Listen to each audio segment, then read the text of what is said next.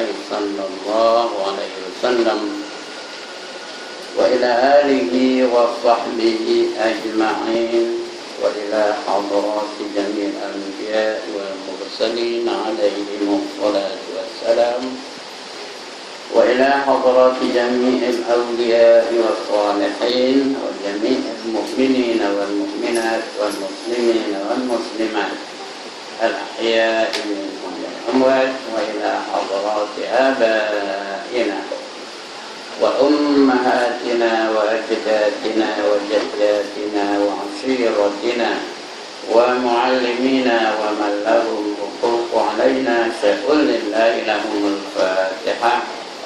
أعوذ بالله من الشيطان الرجيم. بسم الله الرحمن الرحيم. الحمد لله رب العالمين الرحمن الرحيم مالك يوم الدين إياك نعبد وإياك نستعين اهدنا الصراط المستقيم صراط الذين أنعمت عليهم غير المغضوب عليهم ولا الضالين آمين. الحمد لله الذي هدانا لهذا وما كنا لنهتدي لولا أن هدانا الله والصلاة والسلام على أشرف الأنبياء والمرسلين وعلى آله وصحبه أجمعين. رب اشرح لي صدري ويسر لي أمري واحلل عقدة من لساني يفقهوا قولي. سبحانك لا علم لنا إلا ما علمتنا إنك أنت العليم الحكيم ولا حول ولا قوة إلا بالله العلي العظيم. أما بعد.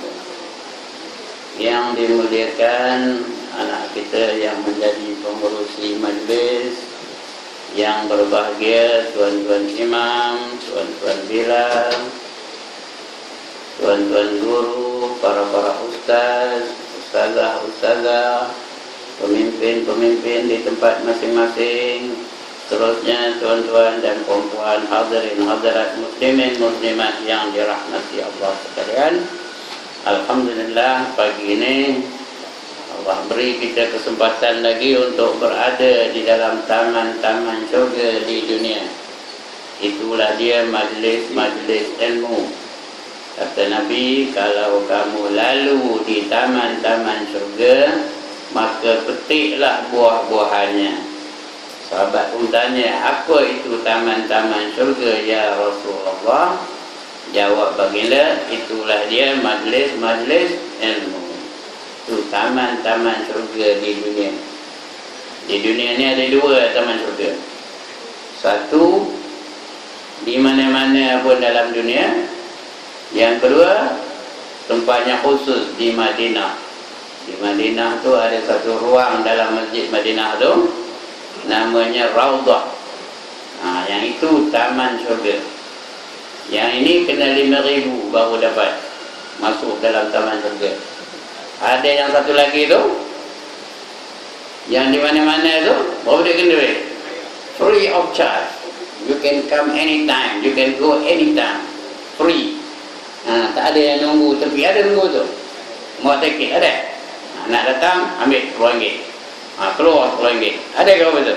Tak ada. Tapi yang ini tak begitu banyak, tak begitu baik sambutannya. Tapi yang di Madinah tu berebut-rebut yang nak semayang di Raudhah.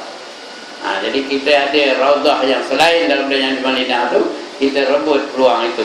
Bukan sahaja pagi ini, bila-bila saja ada majlis ilmu, kita rebut peluang untuk hadir di dalam majlis ilmu. Seolah-olah kita berada di taman-taman syurga. Baik. Pagi ini kita sambung lagi pembacaan kita tentang cabang-cabang iman ya. Tajuknya cabang-cabang iman lagi. Dulu dah kita baca bahagian darinya. Siapa yang ada Rumi buka muka surat 97. Yang Jawi entah muka surat berapa?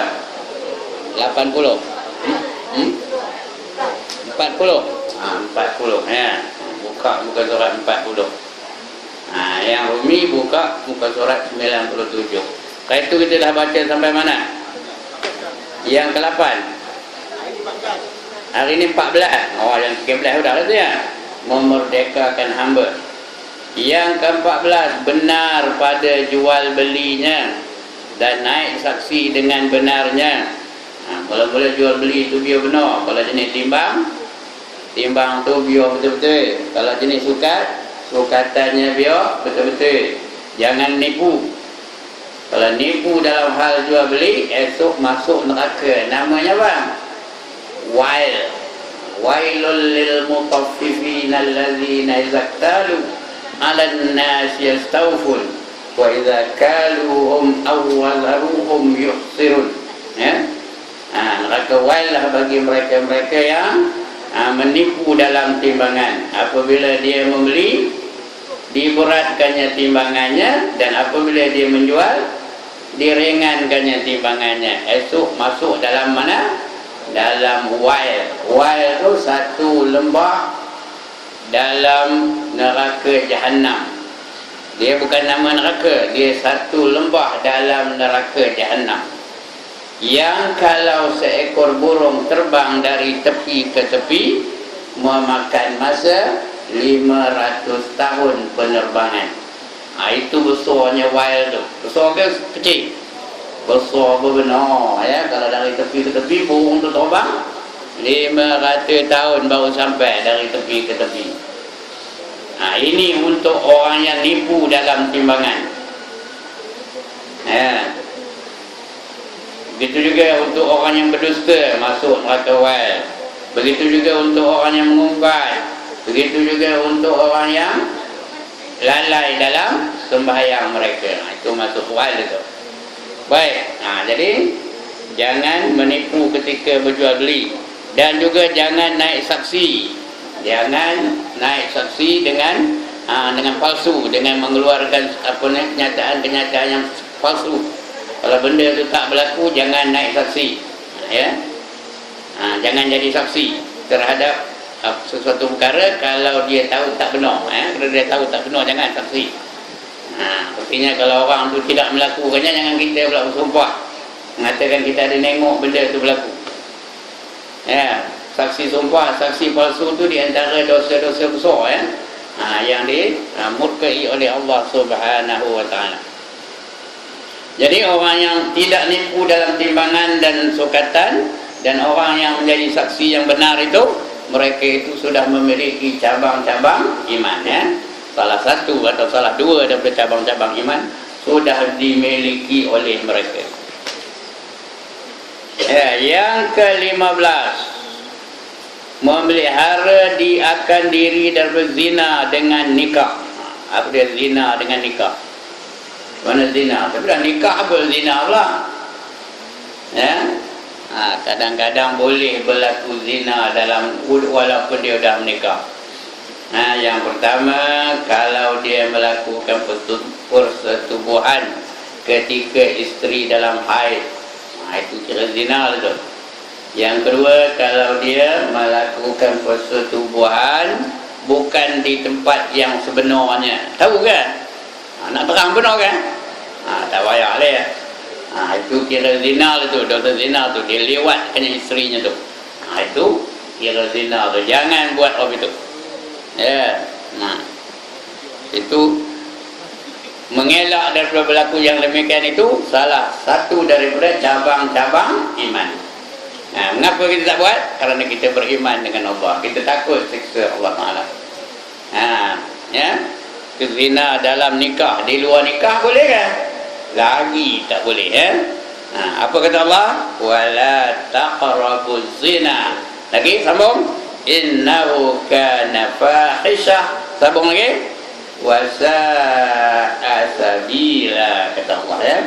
Jangan kamu hampir dengan zina, kerana ia adalah perbuatan yang amat keji dan jalan yang amat jahat sekali bagi orang yang berzina.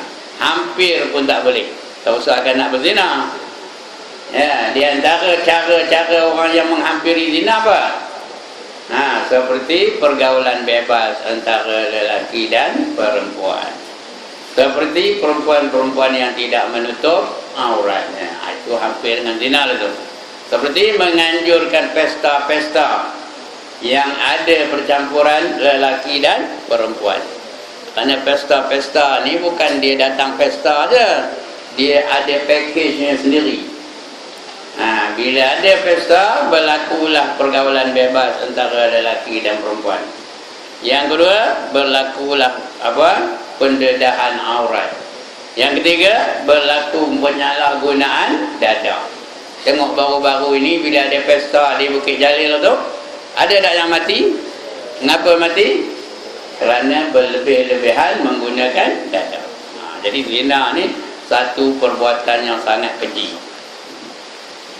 Orang yang berzina, tuan-tuan perempuan tengok dalam kitab yang bernama Sayrus Salikin, ya, orang yang berzina nanti, ya, di akhirat esok Allah besarkan kemaluannya tu sebesar dunia ni. Tak benar? Kemaluannya besar dunia, bukan besar batangnya, sebesar dunia ni, tahu? Ya, sama tak? Lepas itu didatangkan 70,000 orang malaikat. Bukan 70 orang, berapa? 70,000 orang malaikat membawa cemeti daripada neraka. Cemeti itu diambil dari neraka. Sudah ada sepuh dalam neraka dulu.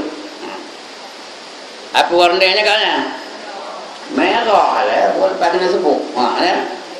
Lepas itu mereka datang mengelilingi kemaluan itu.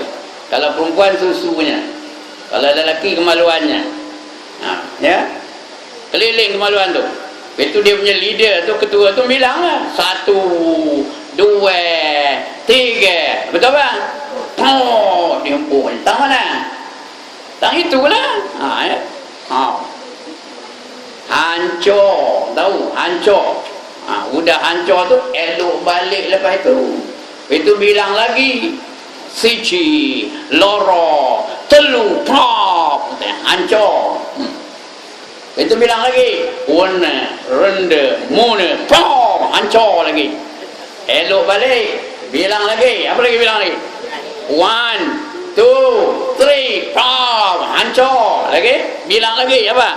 Yat, yi, sam, pyo, hancur. Nampak tak? Elok balik, itu bilang lagi, apa bilang lagi? Apa lagi? Wahid, isnani, salas, pau, katanya. Betul? Bilang lagi, apa lagi? Tak boleh, saya pun tak tahu. Ya. Sampai bila? Sampai habis dosanya. Itu dia seksa bagi orang yang melakukan zina di dalam dunia ini. Ya, itu sebab kalau kita laksanakan hukum hudud, orang yang berzina tu macam mana hukumnya dalam dunia ini? Kalau dia sudah merasai persetubuhan, maka dia direjam sampai mati. Kalau tidak, hendaklah dia disebat dengan 100 kali sebatan. Ya, 100 kali, lepas itu dibuang negeri selama setahun. Itu apa namanya, denda bagi orang yang melakukan zina. Jadi jangan berzina. Jadi maknanya suami isteri pun boleh melakukan zina. Jadi jaga baik, ya. Itu yang ke berapa? Yang ke-15. Yang ke-16, mendatang dengan segala hak isi rumahnya. Jadi dia melaksanakan atau menyempurnakan hak isi rumahnya. Isteri ada hak sebagai isteri, suami ada hak sebagai suami, anak-anak ada hak sebagai anak-anak, pekerja ada hak sebagai pekerja. Jadi sampai dilaksanakannya hak-hak yang bersangkutan dengan itu. Kalau isteri, hak isteri lah, ya, hak isteri, dan suami hak suami lah. Anak-anak ada hak anak-anak. Itu kita ni ada adab belaka. Adab isteri terhadap suami, adab suami terhadap isteri, adab anak-anak terhadap ibu bapa, adab ibu bapa terhadap anak-anak, ya, semua ada. Ini pun ada nyatanya. Adab guru, adab murid terhadap guru. Nampak ni? Ada, nampak ni. Sana ada 18 adabnya. Guru dan murid pun ada adab. Adab muridnya, ya. Jadi kita laksanakan adab-adab itu. Yang ini maksudnya adab dalam rumah tangga. Suami terhadap isteri, isteri terhadap suami. Itu yang ke-16. Yang ke-17, berbuat baik kepada kedua ibu bapaknya. Ada lagi mak bapak dah? Ada. Kalau ada, jangan melakukan apa-apa yang boleh menyinggung perasaan ibu dan bapaknya. Make sure your parents are happy. Jangan bagi mereka tersinggung. Kerana hari ini ada orang menyinggung perasaan ibu bapaknya. Ramai. Saya ada kawan seorang meninggal dunia di rumah orang tua-tua, tahu. Dia mati di rumah orang tua-tua. Dia bukannya koman, dia cikgu. Masa jadi cikgu tu dia jadi pelawat pula tu, melawat mungkin memeriksa buku-buku yang lain tu.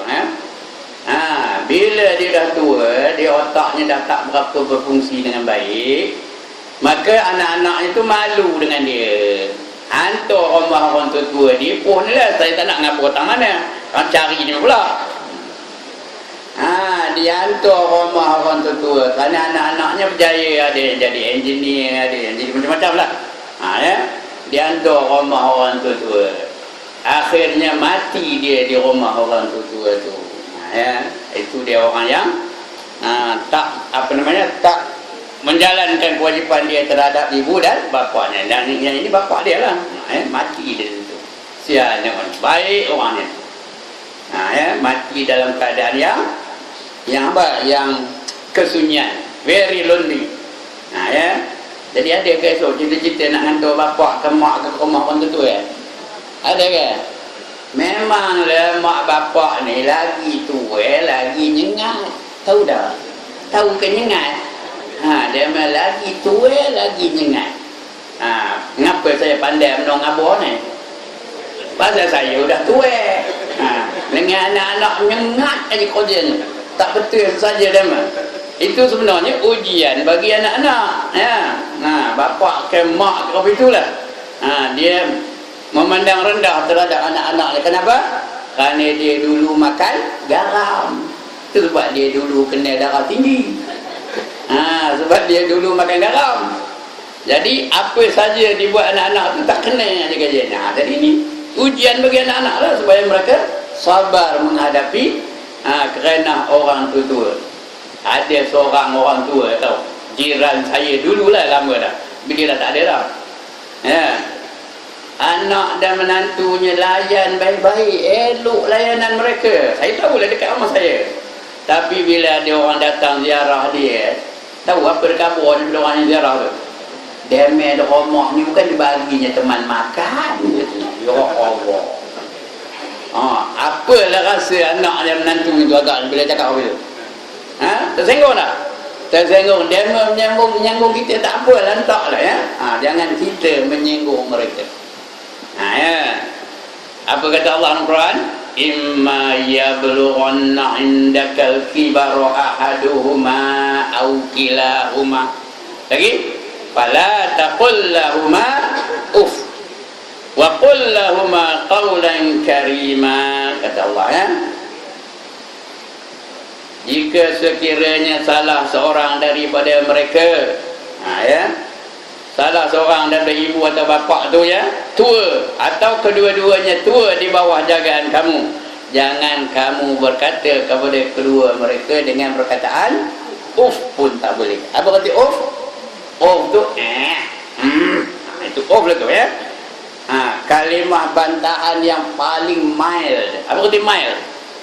Yang paling lembut, yang paling ringan tu pun tak boleh. Kalau nengkit lagi tak boleh ya. Kalau nengkit lagi tak boleh. Ini dah nak ngajak makan pula nengkit. Ayo, mari makan, orang dah nunggu ni. Nengkit. Mak, lekatlah mak, kata. Orang dah muda siap ni katanya. Ya, itu tak boleh. Ya, kecil hati mak ni tu ya. Aku nanggungkan dia tu, aku ngandungkan dia tu 10 bulan, mungkin hari dah besar tengking-tengkingnya aku katanya. Itu mak. Kalau nak cerita tentang anak dengan mak ni panjang cerita boleh ya. Zaman sahabat ada satu orang, Yang terkenal kisah tu namanya apa? Al-Qamah. Walaupun banyak orang hari ini mempertikaikan Al-Qamah tu mana boleh buat apa itu. Dia ahli perang Badar katanya, dia ahli syurga. Tapi dia takkan sanggup buat apa itu. Itu tadi kisah dia lah. Ya. Al-Qamah ni dia ada emak. Ya. Bila dia nak mati, Al-Qamah ni memang dia bersama dengan Rasulullah perang ni tu. Tak pernah tinggal dengan bersama dengan Rasulullah. Badannya tiap-tiap inci badannya tu ada parut. Tanda apa? Tanda dia menyertai peperangan bersama dengan Rasulullah. Tapi bila nak mati, dia ajar mengucap, tak boleh mengucap. Nah, ya. Sebut kamu Al-Qamah, la ilaha illallah, dia ngeling kepala. No, I don't want. Agak ni lah, tak ada bunyi tu ya. Tak boleh nak mengucap. Bahaya tak kalau kita nak mati tak boleh mengucap? Bahaya ke tak? Mengapa bahaya? Mengapa bahaya? Kerana orang yang dijamin Rasulullah kepada syurga ialah orang yang akhir kalamnya la ilaha illallah. Ya. Bila akhir kalamnya la ilaha illallah, gol lepas itu, terus dapat masuk syurga. Dijanjikan oleh Rasulullah masuk syurga. Ya. Man kana akhiru kalami la ilaha illallah, sambung, dakhalal jannah. Ini tak boleh. Rasul sendiri ngajar ni tak boleh. Jadi Rasul tanya sahabat, dia ada ke mak bapak lagi katanya. Tanya Rasul, dia tahu menyelesaikan segala apa masalah pun ya. Dia diwahyukan oleh Allah, bukan dia saja-saja macam kita tu nak berpaling ni nak buat ni ya. Dia tak ada, dia ada, Allah bagi jalan. Dia tanya kepada sahabat, dia ni ada ke maknya, ada ke ayahnya? Kata sahabat, dia mak ada, ayah dah tak ada. Panggil maknya sini, kata. Sahabat pun pergi panggil maknya. Datanglah orang tua tu, nodong aja datang nodong dia. Ditanya maknya, ibu kenal ke orang ni? Nah, jawab bunyi tu dengan Rasul, jawabnya mengkih aja. Kenal katanya. Ya. Tahu ke ibu dia ni udah nak mati? Tahu katanya. Mungkin aja. Ya, oleh yang demikian wahai ibu, tolonglah ampunkan segala dosa-dosanya kerana dia sekarang nak menghadapi Allah Taala. Apa jawab maknya? Tak kusio katanya. Main tu. Orang Arab cakap tu, tak kusio katanya. Ya. Kalau orang Gopeng apa cakap? Indo kepoda katanya. Tahu Indo kepoda? Ya. Pasal apa? Kerana dia pernah melukakan hati ibunya. Ada riwayat lain mengatakan dia pernah mencongkir mata maknya. Ada riwayat lain mengatakan dia salah apa namanya? Lack of communication. Maknya bawa barang makan untuk makan bersama. Dia ingat maknya tu bawa hadiah. Ambil barang makan tu letak dalam lemari, dijamu benda lain. Jadi tengoknya barang yang dia bawa tak ada, dia pun mungkin kamu ni kata. Ngapa marahkan anaknya Al-Qamah ni? Kamu ni ngirikan bini kamu aja. Mak barang mak masak pun kamu tak nak makan ya. Mak bawa dia rumah, tak kamu siap nak makan mak masak ya. Kamu ngirikan masak isteri kamu aja. Sayang benar kamu dengan bini kamu, sama lupakan aku kan. Begitulah setengah riwayat mengatakan begitu. Yang mana betul wallahu alam. Tapi yang betulnya maknya berasa tersinggung dengan anaknya. Ya. Jenuh Rasulullah mujuknya supaya dia mengampunkan dosa anaknya tu. Tapi orang tua tu memang hati betul. Tak kusio aku tinggi duk poda katanya. Kemudian ya, kalau kita mati kepala, mati akal dah tu, tak tahu apa nak buat. Baiklah kata Rasulullah, kalau ibu tak mau mengampunkan dia, maka rela aku memberi seksa pada dia di dunia ini sebelum dia diseksa di akhirat. Wahai Ali, wahai Umar, wahai Abu Bakar, kamu cari kayu api banyak-banyak bawa sini. Dengar itu pucat orang tua tu. Hati nak buat apa kayu api tu ya Rasulullah? Pandai dia cakap orang gajah tu. Nak buat apa api tu ya, kayu api tu ya Rasulullah? Kata Nabi, aku nak bakar Alqamah ni di dalam dunia ni sebelum dia dibakar oleh api di akhirat nanti, katanya. Ya. Sahabat pun pergi bawa api. Ingat orang tua tu Rasulullah main-main aja. Ancam aja. Ini betul. Sahabat pun bawa api. Maka dikumpulkan api itu, dikumpulkan satu tempat. Siut api ni, kata Rasulullah. Rasulullah pun pandai cakap mengajar. Siut api ni, katanya. Maka api itu pun dinyalakan lah, ya. Angkat Alqamah tu. Orang tua tu lagi pucat dah. Ya. Dia pun dah ngetok. Ya Rasulullah, kamu nak buat apa anakku, kata. Aku nak bakar Alqamah hidup-hidup sebelum dia dibakar oleh Allah dalam api neraka, katanya. Ya, kerana kamu tak mau mengampunkan dosanya. Ada kalau api itu, ya Rasulullah, ayah ampunkanlah dosanya, katanya. Belum habis cakapnya pun Alqamah dengan sendirinya mengucap kalimah syahadah la ilaha illallah, terus menghembuskan nafas yang akhir. Ini Alqamah, sahabat memang Rasulullah sayangkan sahabat, dia memang beriman, bukan dia kafir, bukan dia menentang Islam, tidak. Jadi Allah bantu dia. Kita tentu kan dapat bantuan apa tu? Tentu kan dapat bantuannya. Oleh yang demikian, kita jangan sekali-kali melukakan hati ibu dan bapa, ya. Ini anak-anak ni semua bapa ada, mak ada, ya. Jangan sekali-kali melukakan hati mak ataupun hati bapa. Ya. Begitu juga orang tua ni. Mak tak ada, bapa tak ada, dulu pernah tak melukakan ibu dan hati ibu atau bapanya. Kalau dulu pernah, mereka dah tak ada, apa nak buat? Apa nak buat? Mereka dah tak ada, apa nak buat? Buat kebajikan yang banyak. Ya, niatkan pahala untuk ibu dan bapa. Banyak-banyakkan beribadah. Banyak-banyakkan mengingat Allah, banyak zikrullah, banyak ibadah, banyak memberi sedekah, dan niatkan pahala itu untuk ibu dan bapa kita. Ya. Dan bila berdoa, always include your doa towards your parents. Ya. Itu ada dalam kitab tu. Ya. Bila seseorang itu derhaka dengan ibu dan bapaknya, dan ibu dan bapaknya itu sudah meninggal, dia tak sempat nak minta ampun, maka hendaklah dia banyak-banyak meminta ampun untuk ibu dan bapanya dalam doanya. Ya. Mudah-mudahan Allah tukarkan dia menjadi daripada anak yang derhaka menjadi anak yang soleh. Sebab itu sentiasa doa tu untuk ibu dan bapa. Jangan miss, ya. Allahumma ighfir lana dzunubana, lagi waliwalidina warhamhum kama rabbawna shighara, atau yang seumpamanya. Bukan mesti bunyi itu saja, atau yang seumpamanya. Itu dia kepada dua ibu dan bapa. Kerana redha Allah adalah mengikut redha kedua ibu bapanya. Kalau kedua ibu bapa itu redha, baru Allah redha. Kalau keduanya tak redha, Allah pun tak redha, ya. Wa bil walidaini ihsana.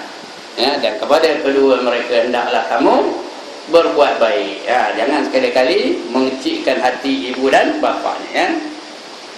Itu pandang sikit cerita yang tu, ya.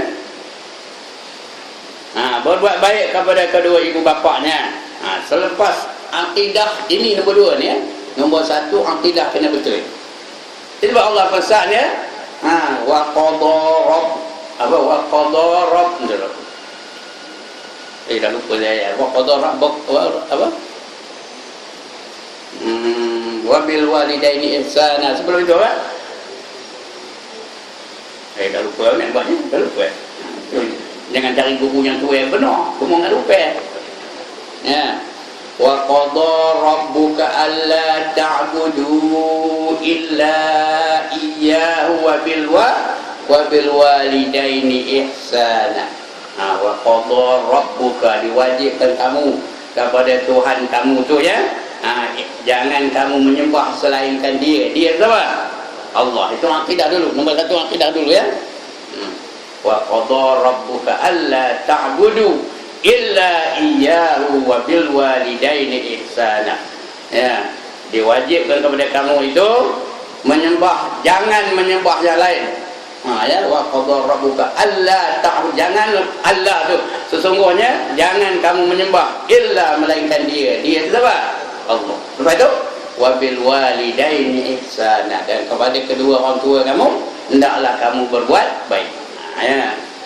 Lepas itu baru ayat yang tadi, imma yablughanna indakal kibara ahaduhuma aw kilahuma fala taqul lahumā uff, wala tanharhuma wa qul lahumā qawlan karīmā. Surah Al-Isra, ya. Apabila salah seorang daripada mereka atau kedua-dua mereka tua di bawah jagaan kamu, jangan sekali-kali kamu berkata kepada mereka uff pun tak boleh, dan jangan kamu tengking-tengking mereka. Berkatalah kepada mereka dengan perkataan yang mulia, yang lemah lembut. Manggil mak tu panggil lemah lembut, mak. Manggil ayah tu manggil ayah lemah lembut. Macam manggil suami jugalah. Ada orang manggil suami, bah, lah. Ada ke? Ada. Ada ke tak? Tak ada, alhamdulillah. Dia punya semua isteri solehah belakang. Ya. Dengan bapak mau betul, dengan mak mau betul, dengan suami mau betul, ya. Dia lemah lembut. Ada beza tak bercakap lembut dengan cakap kuat? Kadang-kadang ayahnya tu dah tua, kalau lembut tak dengar ni pun. Gimana? Ada beza ke tak? Ada. Cakap kuat tak ngapa, dia tua. Memanglah macam saya ni, kalau cakap sikit-sikit tak dengar. Kena kuat dia cakap. Tapi kuat dengan keras ada tak? Kuat dengan kasar ada beza tak? Ada, ya. Yang kuat tu, ayah marilah makan. Itu kasar ke kuat? Itu kuat aja. Tapi ayah cakap sikit, orang nak nunggu ni. Itu apa? Itu kasar. Dengan ayah jangan kasar, ya. Kuat tak apa. Dengan mak pun begitu. Kuat tak apa. Ya. Termak boleh panjang untuk cerita yang ni, ya. Baik. Yang ke-18, memelihara segala anaknya seperti yang disuruh dengan dia dan menghubung akan rahim. Itu dua perkara.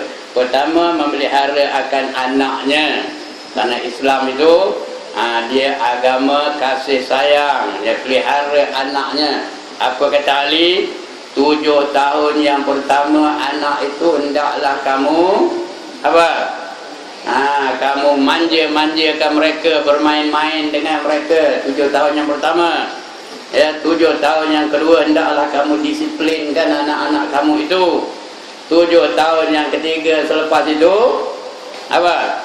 Kamu jadikan mereka sebagai kawan. Dan 7 tahun selepas itu kamu jadikan mereka itu sebagai apa? Sebagai orang tua, orang dewasa. Pelihara mereka sebagai orang dewasa. Jadi 7 tahun yang pertama tu manjakan anak-anak tu.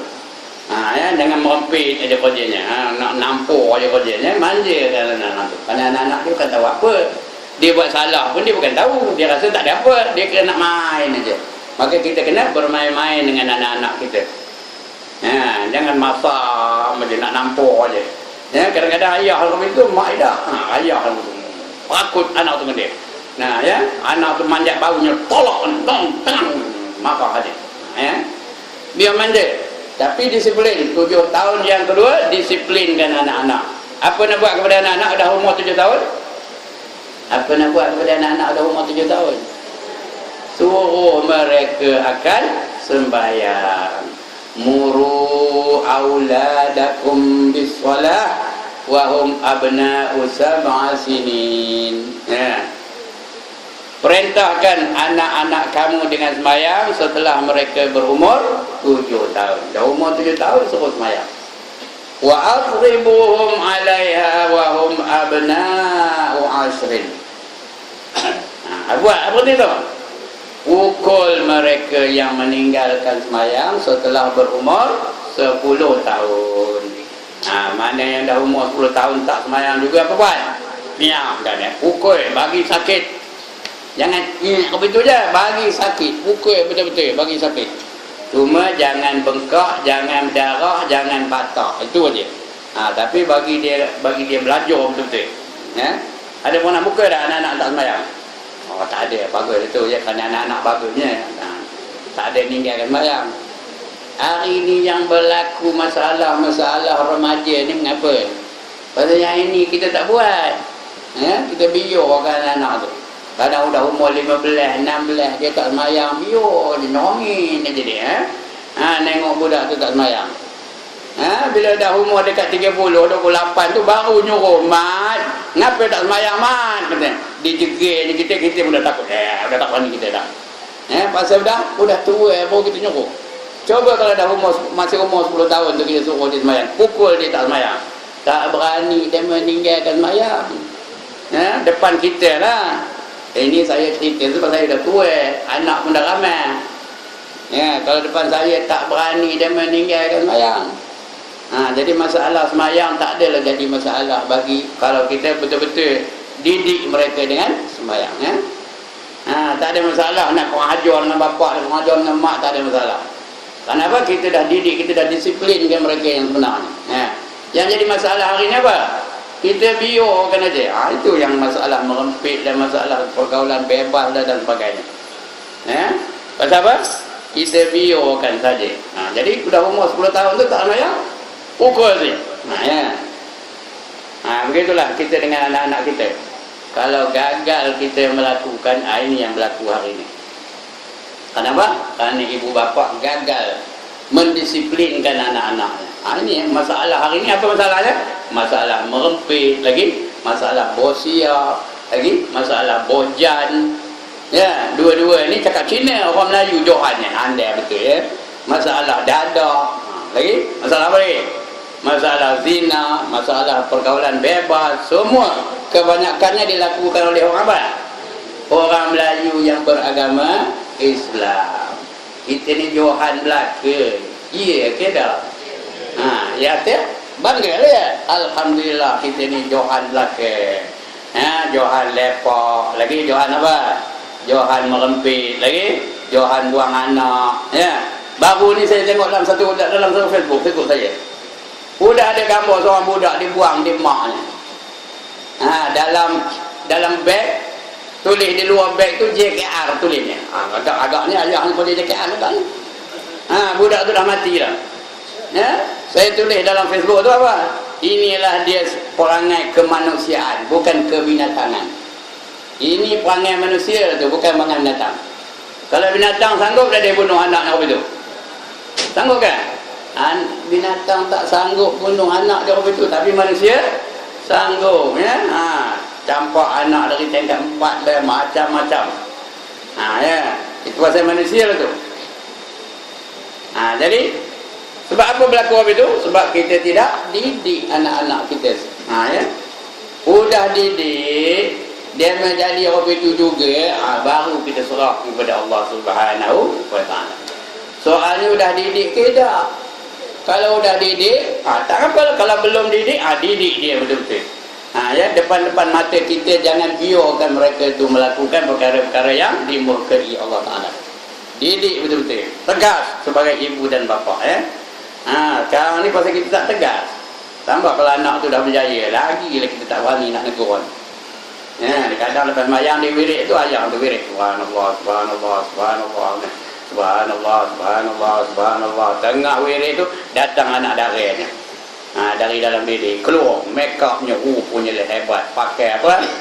Pakai bebek. Tahu apa bebek? Bebek kan? Depannya bertutup, belakangnya terbuka. Tu bebek. Ayah, buat duit sikit kata. Ngapa? Kata ayah tu subhanallah. Buat apa? Subhanallah, subhanallah. Nak tengok wayang bah. Subhanallah, subhanallah, subhanallah. Tengok cerita warisan jari hantu ayah. Subhanallah, subhanallah, subhanallah kata ayah. Dia pun nyeluk poket. Keluar 10 ringgit. Nah, kacau dia komen. Orang nak wirid tak boleh kata. Dia pun subhanallah, subhanallah, subhanallah. Wirid tu subhanallah, subhanallah ya. Anak pun, mana cukup 10 ringgit? Ya, tiket pun tak cukup katanya. Buatlah lagi katanya. Dia pun keluar. Ngacau dia komen dia. Dia pun keluar lagi 10 ringgit. Nak. Ni ya, subhanallah, subhanallah. Terima kasih ya, kata. Tengah habis tu datang. Nak pergi dengan siapa? Dia nanya pula anak tu. Nak pergi dengan abang mat sebelah tu katanya. Abang mat tu bukannya suami dia. Abang mat tu apa? Jiran sebelah aja. Datanglah abang mat tu bawa motor patah pinggang. Tahu ke? Tahu motor patah pinggang? Rong, rong, rong, rong, rong, rong, kata. Pan-pan, kata dia perempuan. Pergi dulu ya. Ya, mantap lah, pergi lah. Cepat balik tahu tak? Iya lah ya, kata dia pun. Subhanallah, subhanallah. Betul, motor tu jalan, rong, rong, rong, rong, bunyi ya. Dia pun, Alhamdulillah, Alhamdulillah, Alhamdulillah, Alhamdulillah. Tahu apa Alhamdulillah? Puji Allah, dia puji Allah. Anaknya dibawa ada orang. Mula-mula subhanallah, betul? Alhamdulillah. Saya syukur pada dia bila anak tu diangkut dia orang. Hari ini berlaku tak benda-benda yang saya sebut ni? Berlaku. Mengapa? Sebab kita gagal melaksanakan tanggungjawab kita terhadap anak-anak kita. Ya. Apa pasal payah benda nak nyuruh wanita menutup aurat hari ni? Pasal apa? Pasal apa? Pasal kita tak latih mereka menutup aurat daripada kecil. Cuba kalau umur 10 tahun tu tutup aurat. Umur 10 tahun tu paksa anak kita tu menutup aurat. Dah besar tak adalah masalah menutup aurat. Saya nak cerita tuan-tuan dan puan ya. Anak saya masa tu sekolahnya di ACS tu. Nak kabur dia, lantak dia. Kata nama ustaz tu muji diri kalau dia lantak dia. Tak kabur ke apa ke. Dia sekolah di ACS Kampor. Kan tahu kau tuan mana ACS Kampor? Masa dulu tahun 60-an dia sekolah dulu, bukan ada gerakan untuk aurat, tak ada. Jadi dia memang pakai gaun dia pergi sekolah. Rejah 1, rejah 2 pakai gaun. Rejah 3 sampai dia rejah 4 saya tulis surat kepada guru besar tu. Ya, masa itu seorang pun tak ada murid yang pakai tudung masa itu. Ya, saya tulis surat kepada guru besar tu, anak saya nama pian sekian, lepas ini tahun depan ni dia akan datang pakai tudung. Ya, dan pakai baju kurung dan pakai kain, kain biasalah ya. Menutup auratnya kerana mengikut tuntutan dalam Islam. Dan kalau dia dalam ada pelajaran jasmani, dia akan pakai tudung juga, dia akan pakai seluar panjang di bawah itu. Ya. Maka cukup tahun tu dia pakai lah itu. Menutup aurat sepenuhnya. Ada yang nopuk kepala tu. Orang Melayu tu kan. Wah, Cikgu Ibrahim. Tahu Cikgu tahu? Siapa Cikgu Ibrahim? Cikgu Ibrahim budak masa itu suruh dia menutup aurat. Nopuk kepala dia. Tahu orang apa itu? Ustaznya. Ustaznya yang nopuk kepala apa itu. Ya. Tapi mudah-mudahan alhamdulillah lepas itu ramai yang ikut. Hari ini dah tak ada masalah sekolah itu menutup auratnya. Nantaklah dia menengok saya, ustaz yang cakap besar saja. Nantaklah ya. Sebagai apa? Sebagai iktibar kepada kita. Karena kalau kita tegas, mereka tak boleh buat apa-apa. Saya tulis lagi, dia tulis surat tu, kalau ada apa-apa bantahan dari pihak pengurusan sekolah, jangan disalahkan kepada anak-anak ini. Jangan disalah kepada dia. Saya bertanggungjawab di atas arahan ini. Ya? Tak ada apa. Tak ada apa tindakan bagi mereka. Sekolah itu. Ya? Sekarang ni cuba pergi sekolah Israel tu. Kampung. Semua boleh katakan, hampir semua budak-budak perempuannya menutup aurat. Ya. Jadi itu kita nak tegas dengan syariat kita. Kalau kita tegas, insya-Allah boleh kita laksanakan dalam kehidupan kita. Tak ada masalah. Dan budak itu juga pernah saya pukul kerana tak sembahyang subuh. Saya pukul, saya tampuk gitu, pang, mau jerit dia. Sekarang ni tak berani dia meninggalkan sembahyang. Dia dah anak-anak pun, dia pun anaknya dah 6. Budak tu. Dah 6 anaknya. Tak berani. Dia pun dengan anak-anak dia pun begitu juga. Ada seorang kawan saya. Yang ni boleh sebut nama. Pasal yang baik-baik tu boleh sebut nama. Namanya Haji Sudin namanya. Siapa kenal-kenal, idak-idak lah. Anaknya dah rejah 6. Dah besar tu. Dah jannah. Dah besar. Dah 12 tahun umurnya. Dia bawa naik motor pergi sekolah. Dah masuk kawasan sekolah. Lepas tu dia teringat, dia tanya, kamu dah sembahyang subuh ke belum? Kata. Belum abah. Kata, dia kan menangis dia. Belum abah. Kata. Dia pun kona balik, pusing balik ke rumah. Balik ke rumah, kamu sembahyang kejap ini, abah nak tengok kamu sembahyang katanya. Budak tu meleleh mati. Mayang kata. Dan paksa dia bapa ni. Dia pun mayang laju macam cakap dah lantak dia mayang laju macam mana pun. Udah lepas mayang baru dia hantar kena balik ke sekolah. Lepas tu dia bergabar pada cikgu ni, minta maaf tadi lambat sikit, saya paksa dia semayang ni. Hasil daripada didikannya seperti itu, anak dia ya, 4 daripadanya, 2 ustaz, 2 ustazah. Anaknya tu ya. Yang kecil tu tapi tidak juga lah meninggalkan sembahyang. Kenapa? Didikan daripada bapaknya. Yang seorang tu hafiz pula tu, menantunya pun hafiz juga. Itu dia orang yang mendidik anaknya mengikut kaedah yang dikehendaki oleh Allah dan Rasul. Jadi kita ni semua ada anak. Jadi kita cek, cuba pejam-pejam mata anak kita di rumah mana rupanya. Agaknya adakah mereka mendoakan bagi kita? Ya, kalau mereka tak semayang, bila nak mendoakan? Kalau di tengah nari boleh ke mendoakan kita? Tengah nari, that's the way I like it. Apa lah dosa bapak aku? That's the way